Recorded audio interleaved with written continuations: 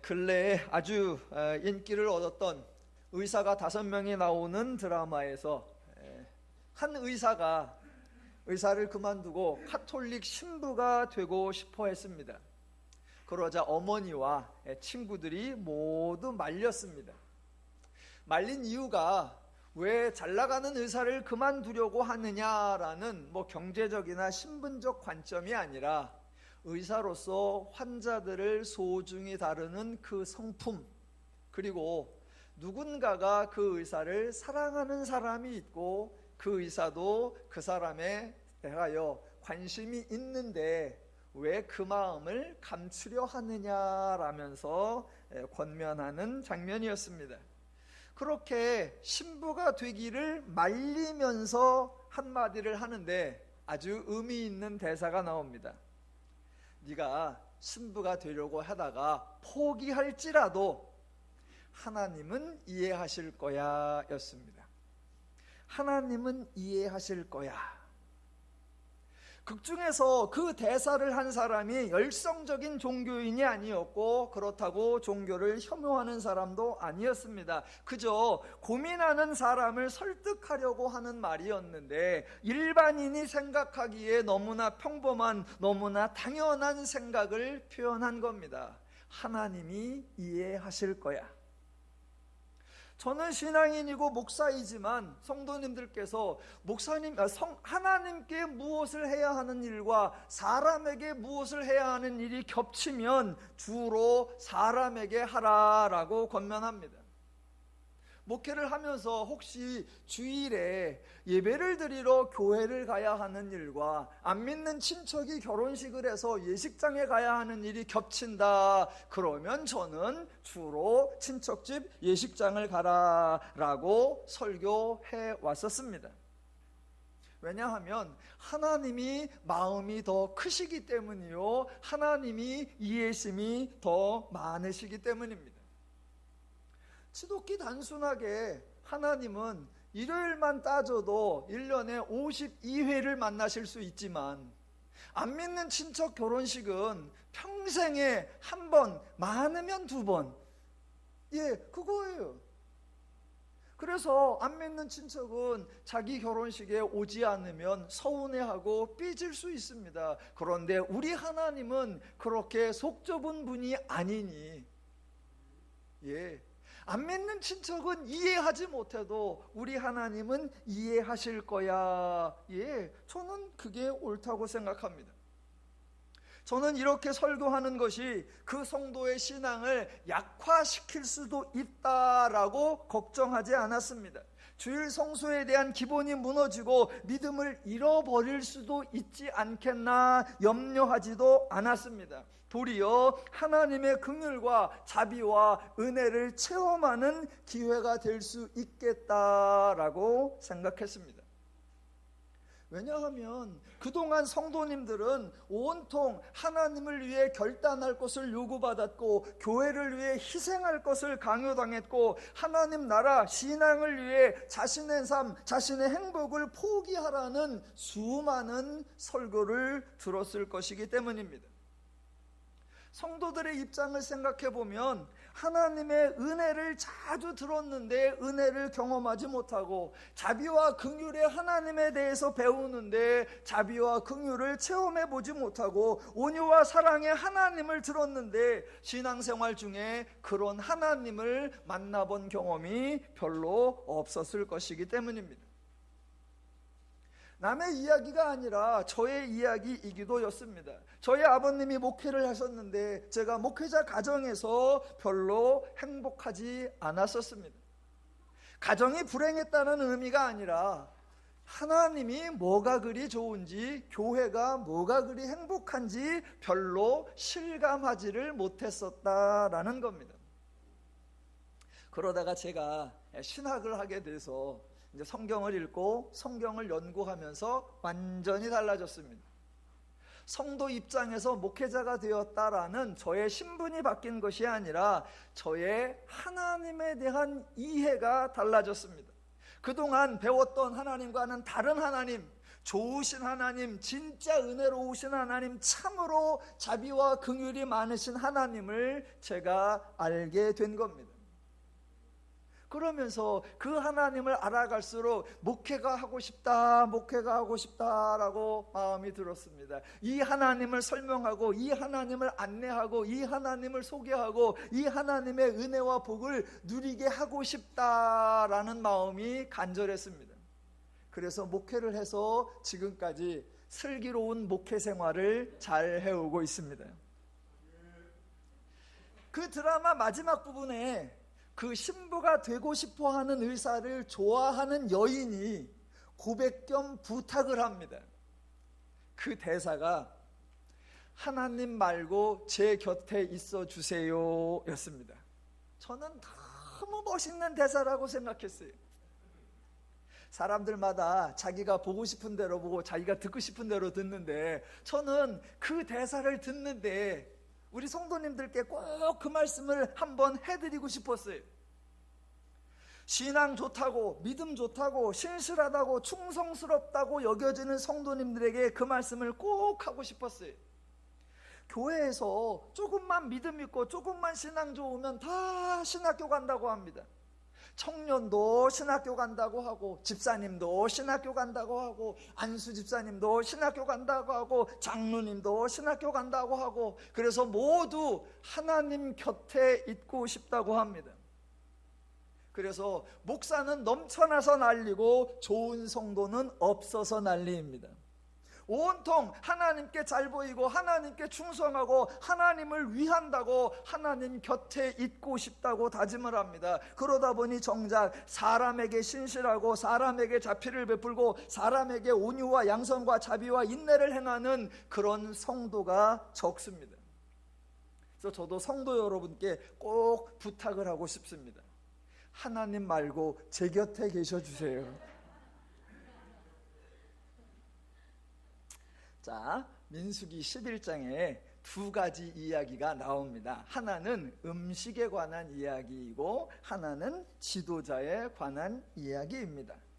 우선 4절을 보시면 4절, 그들 중에 섞여 사는 다른 인종들이 탐욕을 품음에 이스라엘 자손도 다시 울며 이르되 누가 우리에게 고기를 주어 먹게 하랴. 우리가 애굽에 있을 때에는 값없이 생선과 오이와 참외와 부추와 파와 마늘들을 먹은 것이 생각나거늘 이제는 우리의 기력이 다하여 이 만나 외에는 보이는 것이 아무것도 없도다 하니입니다. 자, 분명히 먹을 것, 음식에 관한 이야기로 시작을 하는데 이어지는 본문들에서 엉뚱하게도 장로와 지도자 이야기로 전환이 됩니다. 자, 이야기가 서로 완벽하게 분리되어 있는 것도 아니고 하나의 이야기를 마치고 다른 이야기를 시작하는 것이 아니라 두 가지가 섞여 있습니다. 제가 전개를 간단히만 살펴볼게요. 4절에 음식에 관한 이야기가 나왔지요. 11절에 이제 모세의 반응이 나오는데 11절 12절에서는 자기 신세 한탄을 먼저 합니다. 그리고 난 후에 13절에서 음식 이야기를 해요. 하나님의 반응이 16절부터인데 16절과 17절에서 하나님은 지도자 이야기를 먼저 하시고 18절부터 20절까지의 음식 이야기를 하십니다. 그랬더니 모세가 받아서 21절부터 음식 이야기를 하게 되고 하나님은 24절에서부터 지도자 이야기를 다루시고 이제 맨 마지막에 31절 이하에서 음식 문제를 해결해 주십니다. 분명히 두 개의 이야기가 등장하고 두 개의 이야기가 섞여서 전개되고 있는데 두 사건, 두 이야기 중에 과연 어느 것이 핵심 내용일까요? 사람이 살아가는데 가장 기본적인 거, 가장 본질적인 게 뭐냐? 먹는 겁니다. 먹는 게 없으면 사람은 견딜 수가 없습니다. 다른 것은 참아도 보고 견뎌도 보고 다른 대안을 찾아볼 수도 있지만 먹는 거는 먹는 거밖에는 해결책이 없습니다. 그래서 배고픈 사람에게 먹을 것을 주지 않은 채 어떤 말을 해도 아무런 소용이 없습니다. 배고픈 사람에게는 일단 먹을 것을 주는 것부터 시작을 해야 합니다. 그래서 성경을 보시면 하나님께서 먹을 것 가지고 사람을 힘들게 하시는 경우가 한 번도 없습니다. 배고파서 하는 불평이나 먹지 못해서 마시지 못해서 나오는 원망이나 기근이 있어서 하는 불순종, 그런 거에 대하여 하나님은 한 번도 진노하신 적이 없고 응답하지 않으신 적이 없습니다. 왜요? 배고픈 게 인간의 가장 절실한 거고 가장 기본적인 것이기 때문입니다. 몇 가지 사례를 들어볼까요? 창세기 12장에 아브라함이 이제 가나안이라는 지역에 도착을 하니까 하나님께서 이 땅을 내 자손에게 주리라 라고 말씀하십니다. 그런데 그 약속의 땅에 기근이 듭니다. 여러분, 약속의 땅에 기근이 들면 어떻게 해야 합니까? 약속의 땅이면 기근이 들어도 배가 안 고픕니까? 약속의 땅이면 배고파도 참으면서 무조건 그 땅에 머물러야 합니까? 성경은 지극히 당연한 행동들을 해요. 아브라함이 약속의 땅에 왔는데 그럼에도 불구하고 기근이 들었다. 그러니까 너무나 과감히 약속의 땅을 확 버리고 애굽으로 피난을 갑니다. 그런 아브라함을 보고 하나님은 한마디도 지적을 하지 않으십니다. 왜 불순종하느냐? 왜 나를 믿지 못하느냐? 왜 약속의 땅을 떠났느냐? 따지지 않으십니다.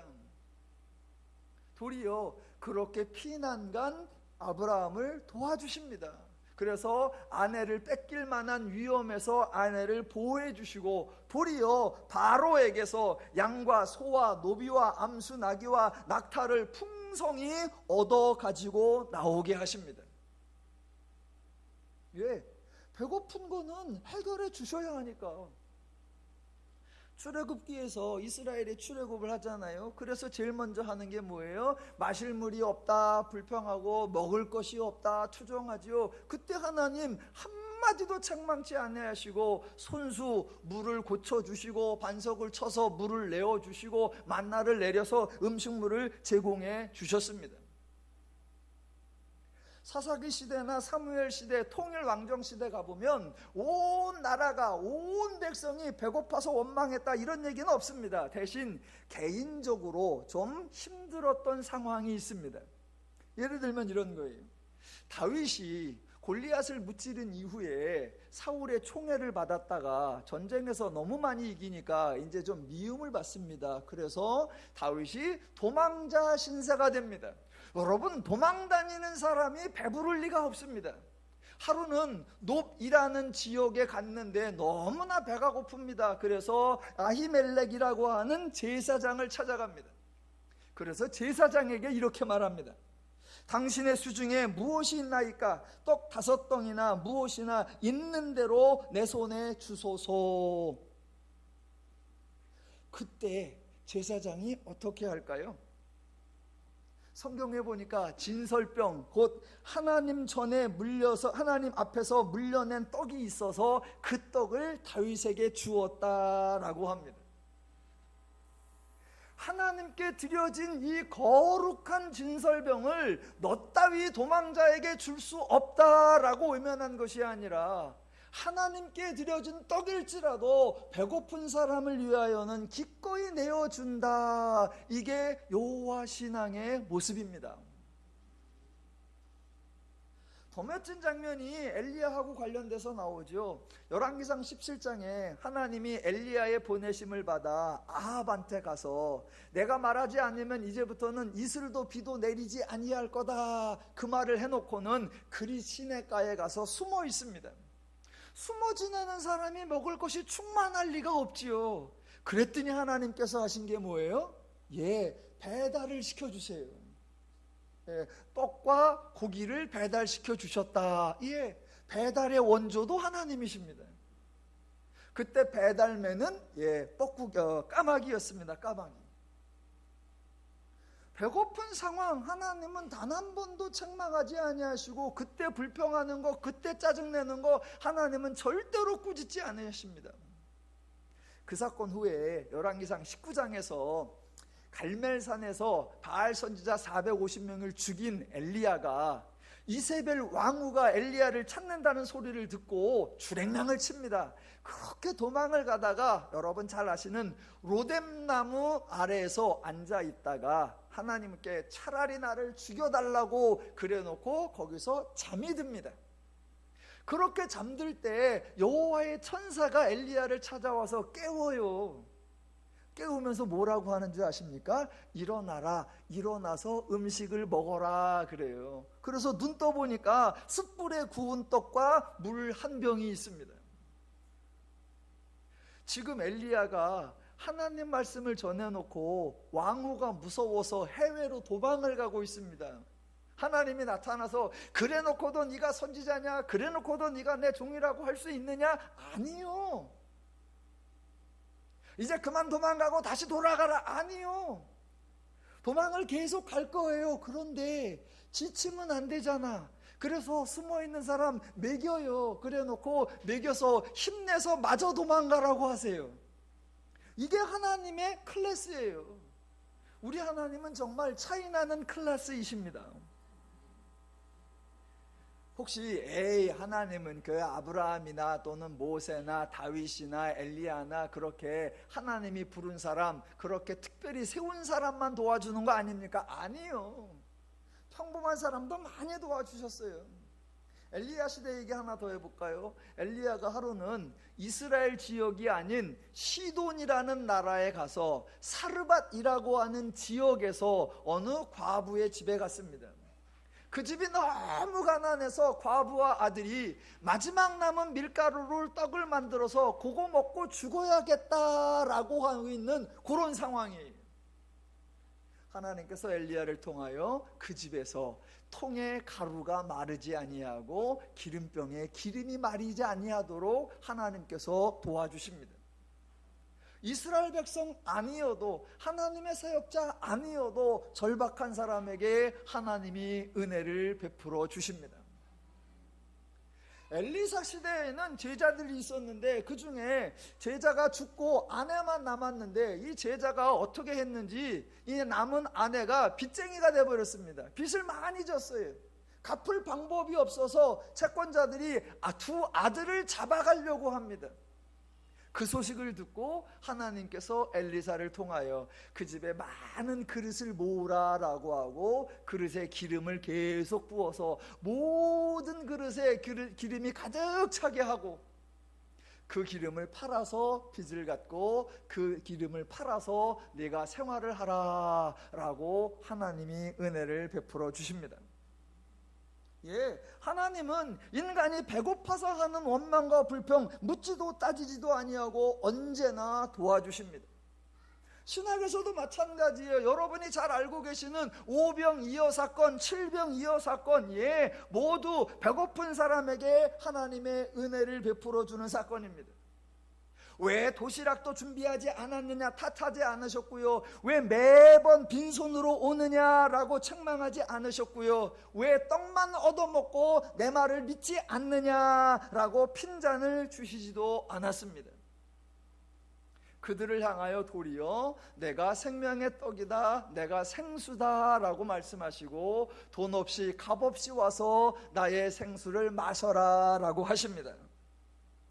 자, 배고픈 거 인간의 가장 절박한 문제라 하나님은 그것에 대하여 아무리 원망하고 아무리 불평해도 꾸짖지 아니하십니다. 그런데 민수기 11장에서 이스라엘이 먹을 것에 대하여 투정을 하자 하나님의 반응이 달라졌다고 합니다. 10절, 백성의 온 종족들이 각기 자기 장막문에서 우는 것을 모세가 들으니라. 이러므로 여호와의 진노가 심히 크고 모세도 기뻐하지 아니하여입니다.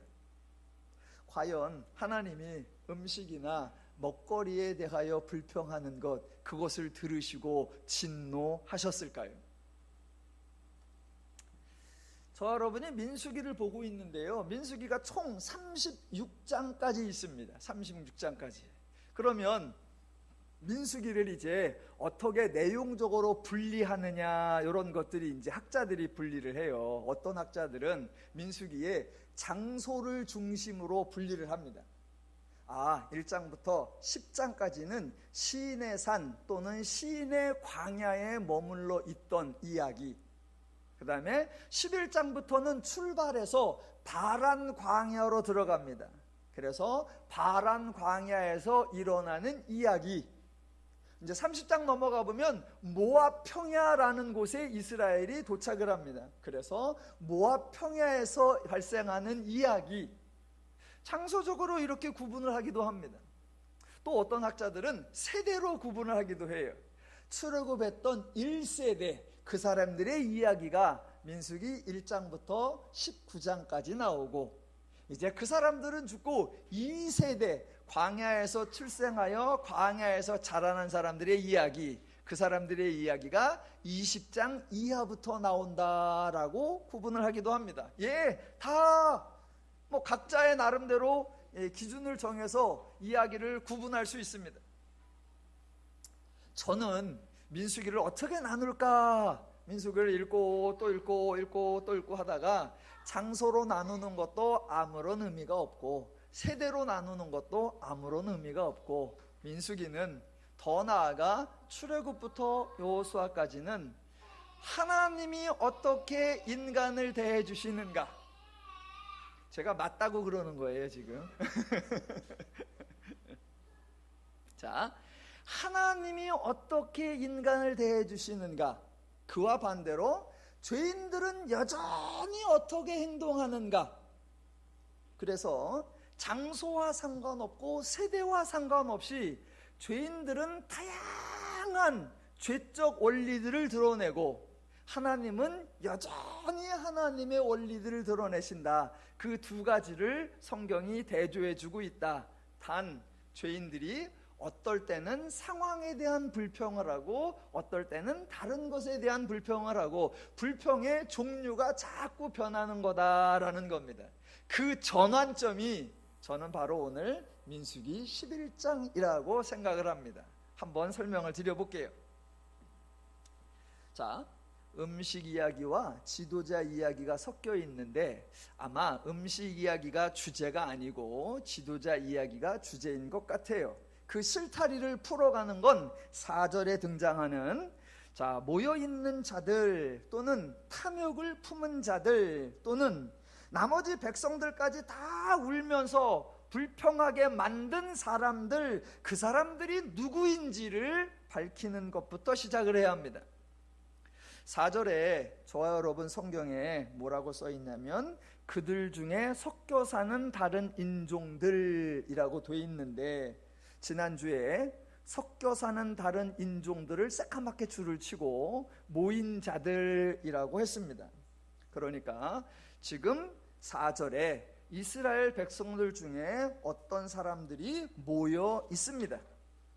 자, 이 모인 사람들이 탐욕을 품었는데 단지 개인적인 거 아니고 모인 자기들끼리만 끝나지 않고, 그 사람들이 탐욕을 부린 게 온 이스라엘 자손이 함께 울며 함께 원망과 불평을 쏟아내게 만들어냈습니다. 그렇다면 이 모인 사람들은 평범한 사람들이 아닐 것이고, 알려지지 않거나 영향력도 없는 그런 미미한 사람들이 아닐 거다라는 겁니다. 반대로 표현하면 지금 모인 사람들은 의도를 가지고 모였고, 그들이 탐욕을 품어서 온 이스라엘에게 움직일 수 있도록 영향력을 끼칠 수 있는 그런 사람이었다라는 겁니다. 그리고 나서 모세의 반응과 하나님의 반응을 보시면 이제 조금 본문이 이해가 갑니다. 자, 백성들은 4절로 9절까지 해서 먹는 것에 대해서 불평을 하는데, 모세는 11절부터 자기 신세 한탄을 합니다. 아니, 백성이 먹는 거 불평하는데 모세는 왜 자기 신세 한탄을 할까요? 그렇다면 혹시 백성들의 하는 것이 음식에 관한 불평이 아닐 수 있지 않을까? 그러면 모세는 단순히 신세한탄하는 게 아닐 수 있지 않을까? 저 여러분이 본문을 풀어가야 합니다. 제가 11절부터 15절까지를 한번 읽어볼게요. 그럼 여러분은 들으시면서 이게 지금 단순히 일이 너무 힘들어 라고 하는 투정인지, 아니면 내가 지금 큰 일을 하고 있다, 내가 지금 소중한 일을 하고 있다, 왜 이것을 안 알아주느냐라고 역설적 주장을 하고 있는지 한번 들어보시기 바랍니다. 제가 읽어볼게요. 11절. 모세가 여호와께 여짜오되 어찌하여 주께서 종을 괴롭게 하시나이까? 어찌하여 내게 주의 목전에서 은혜를 입게 아니하시고 이 모든 백성을 내게 맡기사 내가 그 짐을 지게 하시나이까? 이 모든 백성을 내가 배웠나이까? 내가 그들을 낳았나이까? 어찌 주께서 내게 양육하는 아버지가 젖 먹는 아이를 품듯 그들을 품에 품고 주께서 그들의 열조에게 맹세하신 땅으로 가라 하시나이까? 이 모든 백성에게 줄 고기를 내가 어디서 얻으리이까? 그들이 나를 향하여 울며 이르되 우리에게 고기를 주어 먹게 하라 하온즉 책임이 심히 중하여 나 혼자는 이 모든 백성을 감당할 수 없나이다. 주께서 내게 이같이 행하실진대 구하옵나니 내게 은혜를 베푸사 즉시 나를 죽여 내가 고난당함을 내가 보지 않게 하옵소서. 자, 보세요.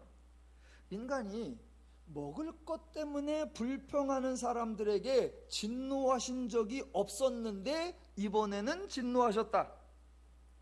탐욕을 품은 사람들이 섞여 사는 다른 인종이나 평범한 사람이 아니었다.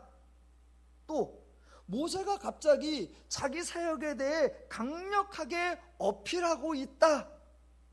이것을 주목하셔야 합니다. 만일 이야기의 핵심이 먹는 것에 관한 것이었다면 모세는 자기 이야기를 할 필요가 없는데 모세는 과도하게 자기 이야기를 하고 있습니다. 그랬더니 하나님의 반응이 16절인데 제가 읽어볼게요. 여호와께서 모세에게 이르시되 이스라엘 노인 중에 네가 알기로 백성의 장로와 지도자가 될 만한 자 70명을 모아 내게 데리고 와 흠악에 이르러 거기서 너와 함께 서게 하라. 내가 강림하여 거기서 너와 말하고 네게 임한 영을 그들에게도 임하게 하리니 그들이 너와 함께 백성의 짐을 담당하고 너 혼자 담당하지 아니하리라 입니다. 아니, 음식 얘기 불평했는데 왜 갑자기 장로 70명 얘기가 나와요? 그런데 장로 70명을 데려와라 하는데 이 사람들이 불쑥 등장하는 게 아니에요. 이스라엘에는 이미 장로 70명이 있었습니다. 출애굽해가지고 시내산에 도착을 했는데 모세가 산에 올라가고 율법을 받아 내려오고 그 장면에서 하나님이 출애굽기 24장 1절에서 이런 말씀을 하세요. 또 모세에게 이르시되 너는 아론과 나답과 아비후와 이스라엘 장로 70명과 함께 여호와께로 올라와서 멀리서 경배하고입니다. 그러니까 이미 이스라엘에 장로 70명이 있었습니다. 그리고 지금 민수기 16장 11절에 보면 이렇게 기록되어 있어요.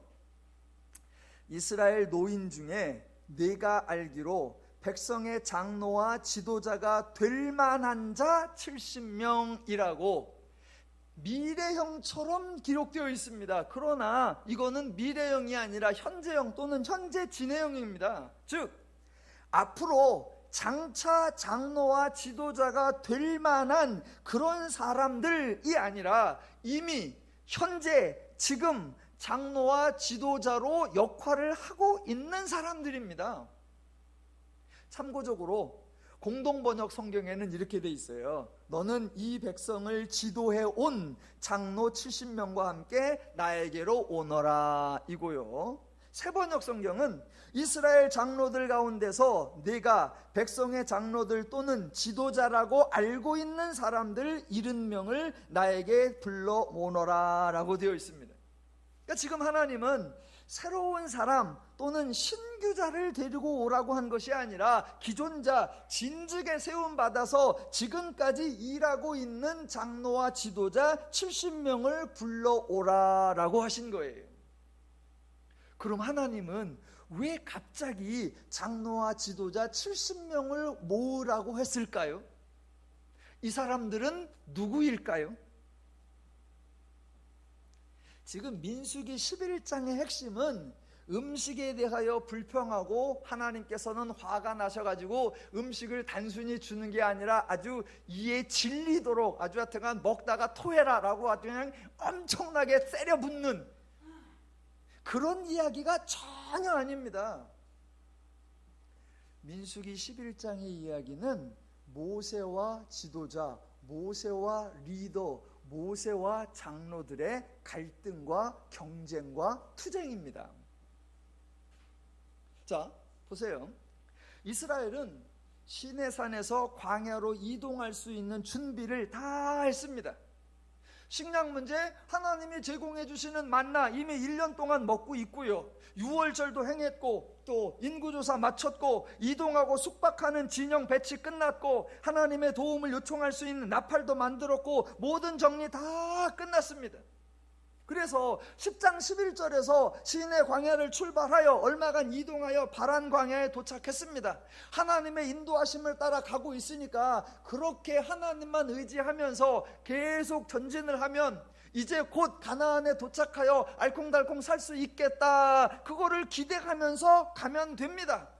다른 문제 아무것도 없습니다. 그렇게 하나님이 모든 것을 보장해 주었을 때 죄인들은 행복을 누릴 수 있을까요? 성경은 지금 그걸 지적하려고 하는 겁니다. 인간이 투정하고 인간이 불평하고 인간이 원망하던 거 하나님이 다 해결해 주셨고 행여라도 부족할 것 같은 거 하나님이 미리 배려까지 다 해주셔서 더 이상 원망거리가 없게 만들어 주셨다 그랬더니 죄인들은 새로운 원망거리들을 만들어내더라라는 겁니다. 여러분, 죄인들은요 그런 창의적 능력이 있습니다. 내가 모든 요구 하나님께 했더니 하나님께 다 들어주셔서 더 이상 이제 요구할 게 없으니 감사하며 살자, 기뻐하며 살자, 행복해하며 살자, 누리며 살자. 아니요, 죄인들은 그게 안 돼요. 죄인들은 그게 안 돼요. 모든 것이 갖춰지면 전혀 새로운 문제를 만들고 모든 것이 해결되면 엉뚱한 문제를 만들어내는 거, 그게 죄인들의 뭐라고 표현해요? 속성이에요. 죄인들의 원리고. 그래서 이스라엘이 광야에서 새로운 문제를 만들어냅니다. 무슨 문제일까요? 이스라엘만의 문제가 아니고 광야이기 때문에 발생하는 문제가 아니라 모든 곳에서 모든 사람이 언제나 만들어내는 그런 갈등, 그게 뭐예요? 사람끼리 시기하고 질투하며 경쟁하며 누가 크냐, 누가 높으냐, 누가 세냐, 누가 강하냐라는 그 충돌입니다. 자, 지금 장면이 하나님께서 모세를 세웠으니까 모세를 편들어 주느냐? 아니요. 제가 모세를 비난하려고 하느냐? 아니요. 나머지 70명의 장로를 비난하려고 하느냐? 아니요. 70명 장로를 편들어 주려고 하느냐? 아니요. 성경은 어떤 사람을 특별히 신실한 사람으로, 어떤 사람을 특별히 악한 사람으로 나누지 않습니다. 성경에서 죄인은 똑같다라고 하는 겁니다. 지금 성경이 보여주려고 하는 거, 민수기가 보여주려고 하는 거, 11장부터 민수기의 상황이 변하는 거, 그게 뭐냐? 하나님은 인간의 필요를 다 채워주신다. 그런데 인간은 계속해서 새로운 문제를 만들어내고 계속해서 불평, 불만거리를 만들어낸다. 그 장면이에요. 자, 이게 어떻게 전개되는지, 자, 죄인들이 어떤 행동을 하는지 보여드리겠습니다. 지금 모세하고 지금 하나님이 언급하신 70명의 장로나 지도자들이 모두가 죄인으로서 똑같이 잔머리를 쓰고 있습니다. 하나 풀어가 볼게요. 한 장 앞으로 가볼게요. 민수기 10장.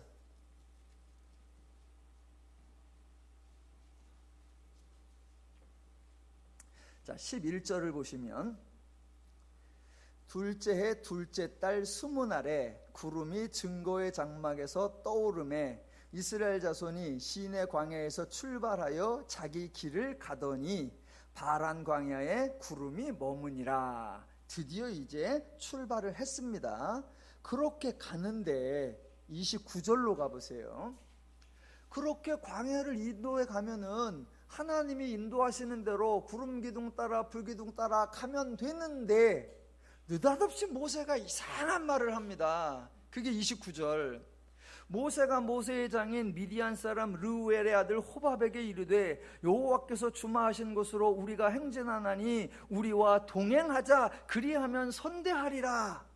그래놓고 더 나아가서 31절. 모세가 이르되 청하건대 우리를 떠나지 마소서. 당신은 우리가 광야에서 어떻게 지칠지를 아나니 우리의 눈이 되리이다 입니다. 여러분, 모세가 하나님이 모든 걸 책임진다고 했으니 구름기둥 불기둥 따라가자 그러면 됩니다. 그런데 생뚱맞게도 장인에게 당신이 진치는 걸 잘 아니 당신이 우리의 눈이 되리이다 라고 하면서 장인을 자기 옆에 두려고 합니다. 여러분, 어떤 사람이 있는데 그 사람이 지도자인데 그 지도자가 자기 옆에 장인이라든가 친족이라든가 어떤 식구들을 두려고 해요. 그렇게 옆에 머무르는 사람들을 뭐라 그래요? 친인척 세력이라 그래요. 친인척 세력. 그러니까 지금 모세가 친인척을 자기 옆에 두려고 하는 거예요. 그러니까 친인척을 끼고 도는 건 정치에만 있는 게 아니고요. 가족끼리 다 해먹는 건 기업끼리만 하는 게 아니에요. 지금 모세도 그러고 있습니다. 광야를 지나가는데 자기 옆에 장인을 두려고 한다라는 거예요. 자, 갑자기 웬 친인척 얘기가 나오나 지금 잘 보세요. 성경은 아주 숭고한 아주 고상한 그런 종교적 경전이 아니에요. 인간의 실상은 외면한 채 언제나 정답만 말하고 신앙적 영웅만 등장하고 하나님은 저 높은 보좌에 지엄하게 앉으신 그런 책이 아니라 성경이 가장 리얼합니다. 죄인들의 속내를 가장 정확하게 지적해주고 죄인들끼리도 차마 말 못하는 그런 것까지도 적나라하게 까발려주는 이야기, 그게 바로 성경 이야기예요. 왜 그렇게 성경이 신랄한가? 죄인을 바로 알아야 하고 죄의 원리와 죄의 속성을 바로 알아야 하기 때문입니다. 자, 그래서 지금 보여주는 거예요. 자, 모세가 이게 처음이 아니에요. 보세요. 시내산에서 이스라엘 백성이 머물 때 모세가 산에 올라가고 백성들이 아래서 금송아지 우상을 만들었어요. 그걸 알고 모세가 이제 산에서 내려옵니다. 산에서 내려오면서 모세가 이런 말을 해요. 지금 금송아지 만들어 놓고 거기서 막 춤추면서 우상 숭배를 하니까 그걸 보면서 모세가 하는 말, 출애굽기 32장 26절.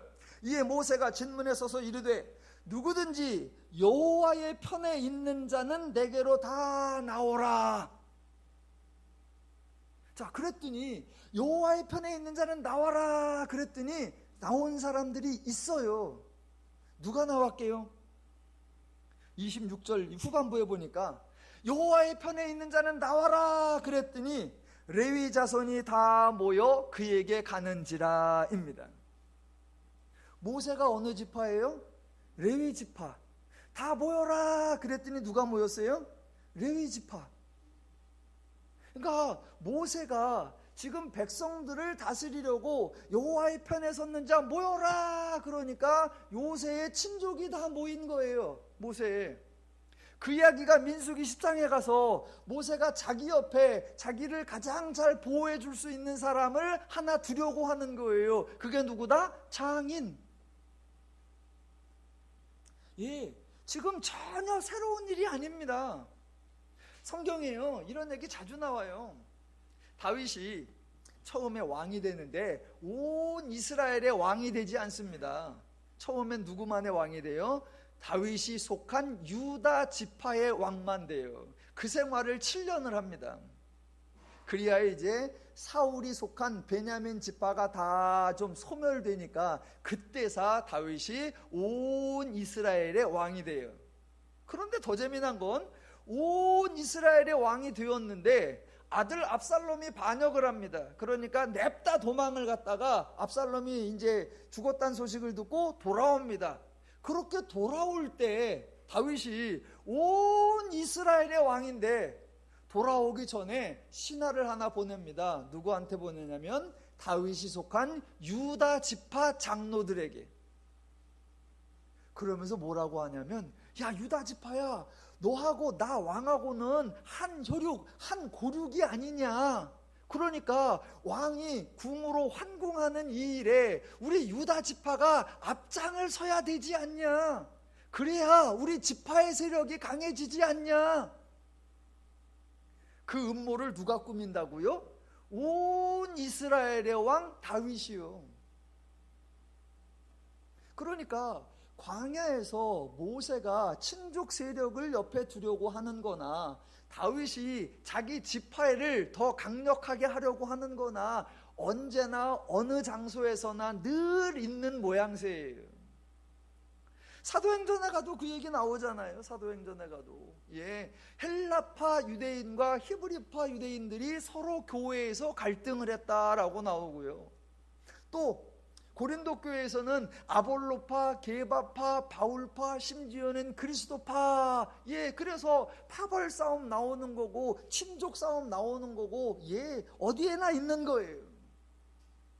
지금 그 얘기를 광야에서 하니까 이게 지금 무슨 상황인가 라고 하는데, 처음에 적군이 들어오는 거, 마실 게 없는 거, 먹을 게 없는 거, 어찌해야 할지 모르는 거, 그거 하나님이 다 해결해 주셨어요. 더 이상 그런 문제가 없어요. 그러니까 그때부터 인간들은 이제 시기와 경쟁과 갈등과 다툼을 만들어낸다라는 거예요. 여러분은 더누림교회를 다니시고 계셔서 교회 내에서 발생하는 처절한 혈투를 경험하지 못하십니다. 처절한 혈투를. 그런데요, 예전에는요 교회마다 참 목사님이 어느 교회나 할 거 없이 그냥 다 독재였지요. 이제 그러다가 요새는 많이 나아져서 이제 민주적이 됐지요. 그래서 이제 운영위원회도 있고 목양위원회도 있고 뭣도 있고 이제 중요한 건 다 그런 데서 결정을 합니다. 그런데 교회에 분명히 그런 위원회가 있어요. 그러면 담임 목사님 당연히 들어가고요, 안수 집사님 몇 분, 장로님 몇 분, 그래서 한 10명 남짓 그런 운영위원회를 결성을 해요. 그런데 그 안수 집사님, 그 장로님이 다 목사님 친척이야.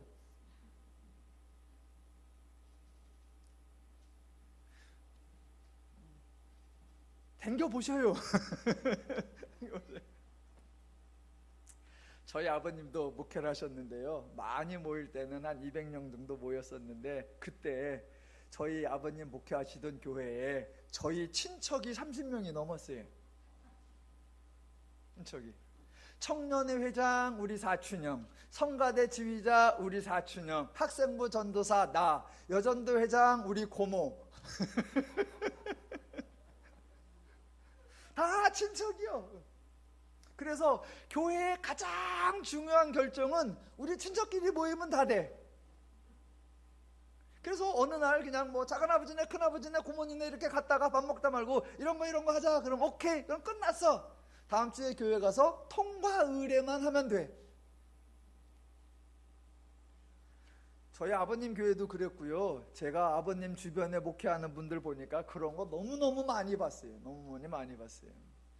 물론 이해는 갑니다. 처음에 목회를 개척을 하면 성도 하나가 귀하니까 가능한 세 사람이 오나요? 그러니까 친족부터 이렇게 오게 하는 거 당연하죠. 그러면 또 그게 도움이 되고, 지금도 주변에 개척하는 후배들 보면 다 그렇게 해요. 그러니까 저는 아버님 목회 때 그거를 보면서 하나 작정을 한 게 있어요. 친인척이 많으면 교회가 산으로 가는구나. 친인척이 많으면 교회가 망하는 지름길이구나. 그래서 제가 목회를 준비하면서 작정을 한 게 있습니다. 말씀드렸던 것 같은데, 제가 목회하는 교회에는 친인척을 단 한 명도 오지 못하게 하리라. 여러분, 한 명이 힘이 귀할 때 이거 정말 쉽지 않은 거예요. 조금 더 리얼하게 해볼까요? 제 고향이 충청남도 금산군 남일면 초열리입니다. 여기서 차 타면 40분도 안 걸려요. 지금도 금산군에요, 저희 백부님 2가정이 계십니다. 저희 사촌 형네가 3가정이 있어요. 거기에 저희 외삼촌네 가정이 있습니다. 외삼촌네 출가한 2 아들, 우리 사촌이 거기 있어요. 대전에 우리 이모님이 계십니다. 그 동구에 우리 이모님의 출가한 4가정이 있어요. 지금도 집합 그러면 기본이 30이에요. 제가 개척을 딱 하려고 하니까 우리 가족들이 뭐라고 하냐, 명근아 니네 교회 갈게, 끝. 예, 다 온다는 거예요. 당연하죠. 새로 시작하는 조카네, 새로 시작하는 사촌네 도와줘야죠. 그때 제가 단호하게 단 한 명도 교회 근처에 얼씬도 거리지 마라. 예, 그게 지금까지 이어져 오고 있습니다. 여러분, 교회들에서 요즘에 세습 문제 나오지요? 어떻게 그렇게 가능하나? 거기는 그런 절차도 없나? 예, 절차 다 있습니다. 대신 구성원이 친척이요.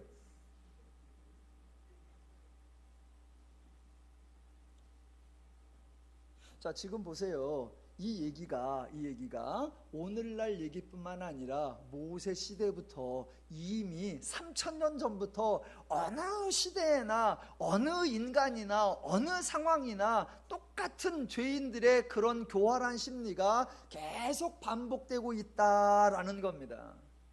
그래서 1장부터 10장까지는 이스라엘이 불편해하는 모든 상황 하나님께서 다 대비 세워주셨다.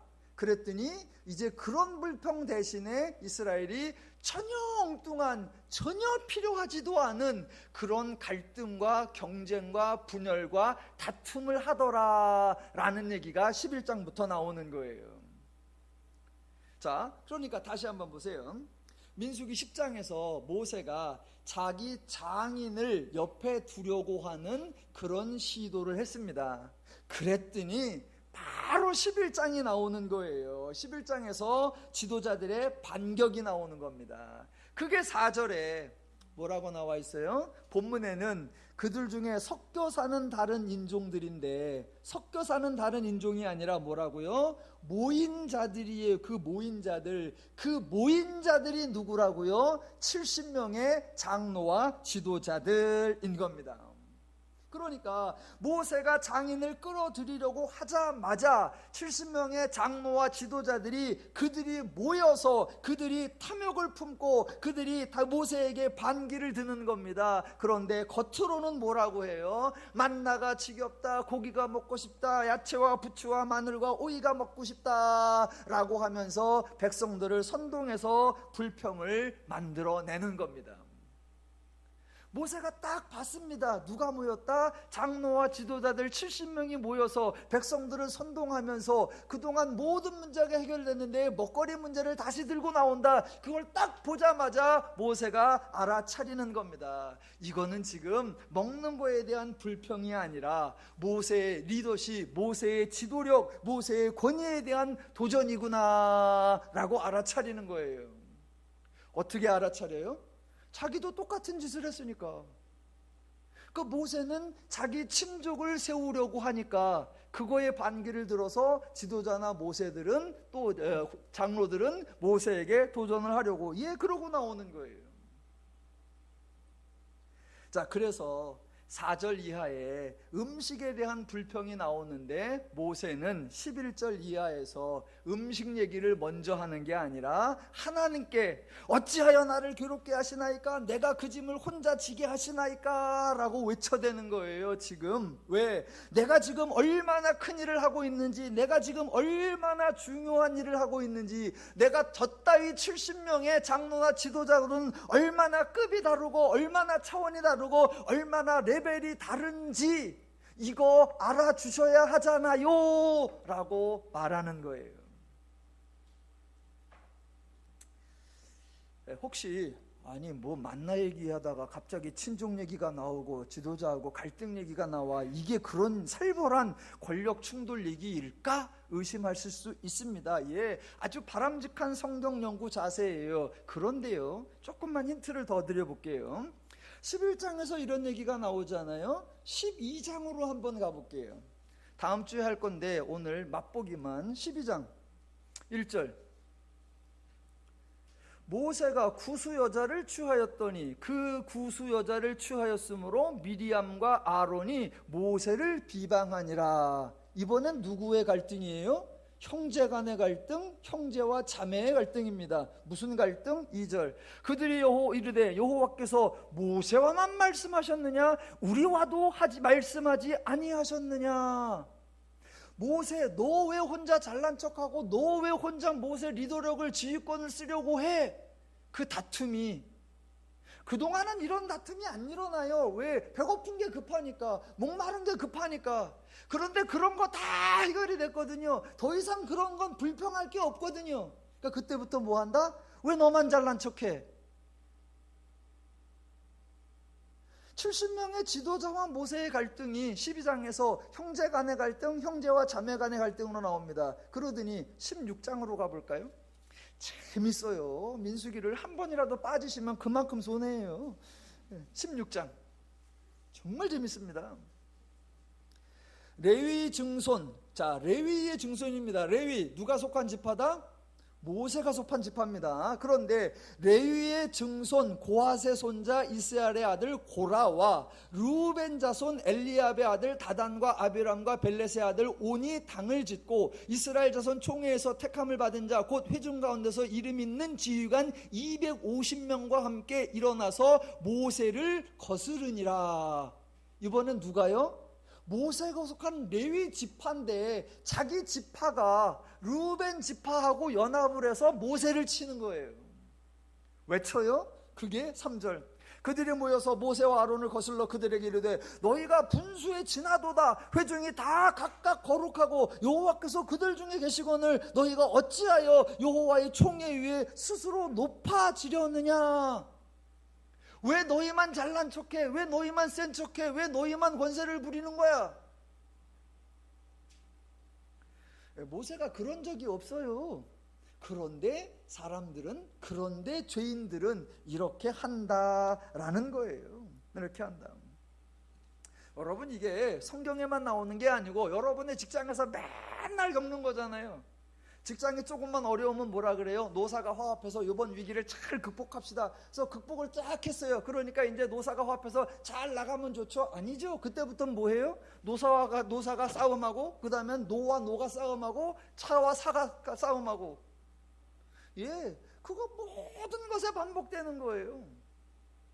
지금 그 장면의 하나를 지금 민수기에서 보여주는 것입니다.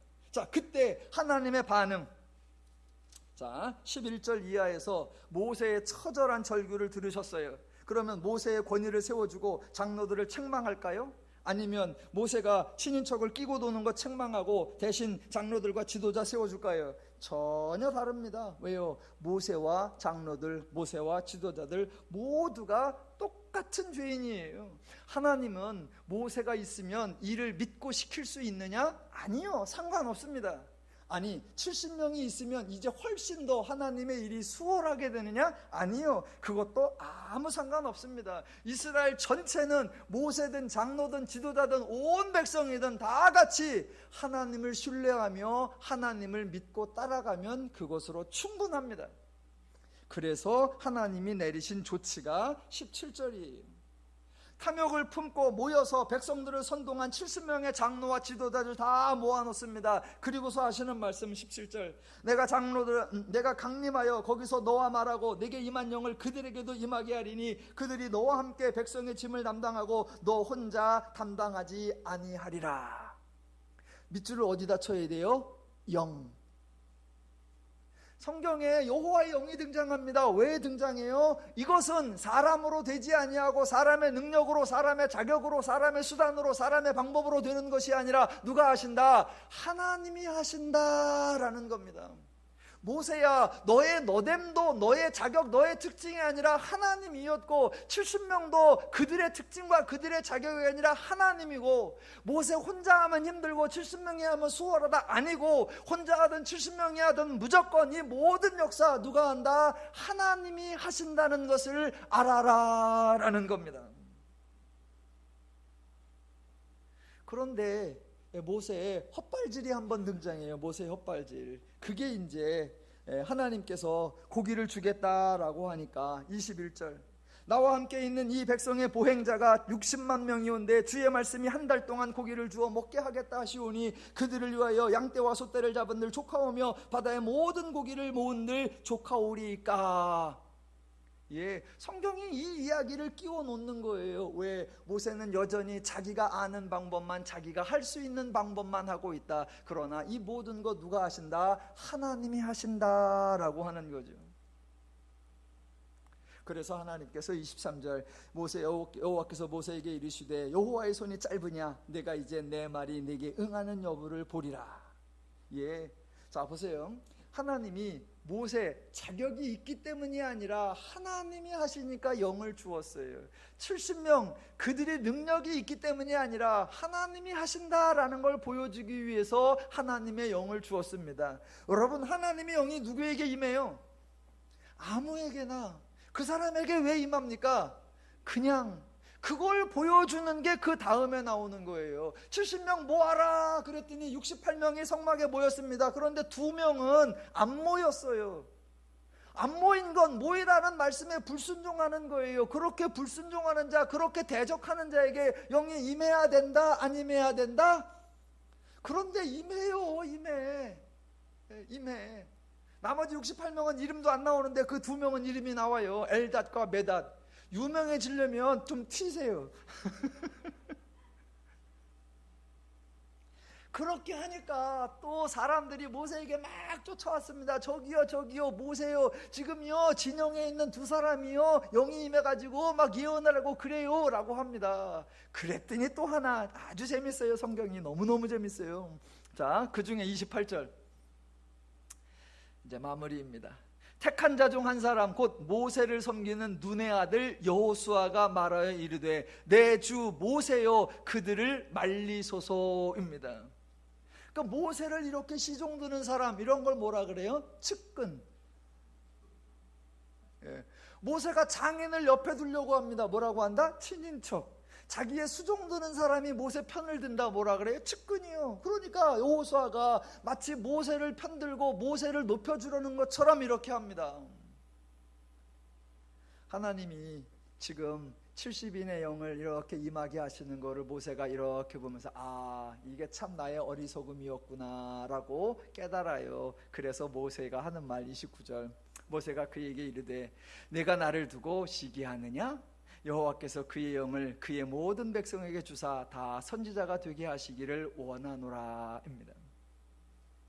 여호수아 얘기가 여기서 살짝 등장을 해요. 왜 그러냐면, 자 여러분, 여호수아 어떤 사람이에요? 우와, 이제 13장에 넘어가 보면 이스라엘 백성이 12지파에서 대표가 나와서 가나안을 정탐합니다. 그 중에 10명이 어리석은 보고를 하고 2명이 아주 신실한 보고를 해요. 그 2명 중에 한 사람이 누구예요? 여호수아. 그리고 이제 나중에 여호수아가 가나안 땅에 들어갈 때 진두지휘를 합니다. 그래서 믿음의 용사 여호수아라고 생각을 해요. 그럴까봐 여호수아가 본격적으로 등장하는 13장 앞에 11장에서 여호수아의 헛발질을 딱 등장시켜놔요. 여호수아 별거 아니요, 여호수아 엉뚱한 사람이요, 여호수아 측근 세력 세우는 데 앞장섰던 사람이요. 그런데 이 사람이 만약 믿음 있는 모습을 보인다면 그건 뭐로 인합니다? 하나님의 일하십니다. 예, 결론 29절에 모세가 이렇게 말했었죠. 내가 나를 두고 시기하느냐? 여호와께서 그의 영을 그의 모든 백성에게 주사 다 선지자가 되게 하시기를 원하노라. 예, 모세의 이 소원이 신학에서 이루어졌습니다. 응답되었습니다. 누구요? 하나님의 은혜로 구원받아 모든 성도들에게 하나님의 영, 성령이 임한 것입니다. 그러면 이제 성도들은 시기하고 갈등하고 경쟁하고 다투고 싸우는 거 그거 없애야 돼요. 없애야 돼요.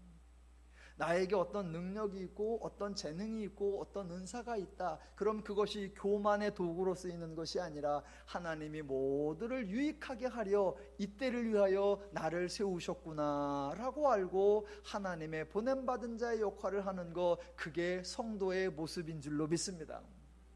그래서 교회 내에서 성도 간에 그렇게 화합이 되는 거고, 성도의 그런 모습이 사회 속에 들어갈 때 사회가 치유되고 정화되고 회복되고 평화와 안식과 연합이 가능해지는 거예요.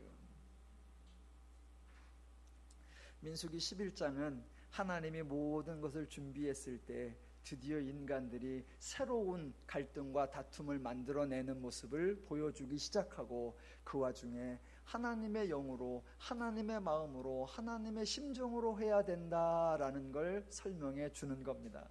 더누림교회에서 하나님 말씀을 배우시고 하나님을 풍성히 아셔서 하나님으로 인한 자유와 평화와 안식과 행복의 삶을 날마다 멋지게 누려가시기를 주님의 이름으로 축원합니다.